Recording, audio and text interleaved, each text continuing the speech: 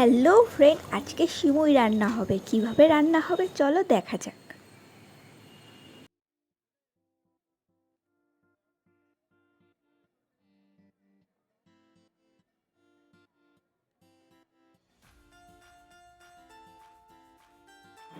এলাচ দারচিনি দিয়েছি, তারপরে কিশমিশ, কাজু বাদাম, তারপরে সিমাই। এটা কি সিমাই? এটা ভাজা সিমাই। এটা কি কেনা পাওয়া যায়? হ্যাঁ, কিনতে পাওয়া যায় প্যাকেটে।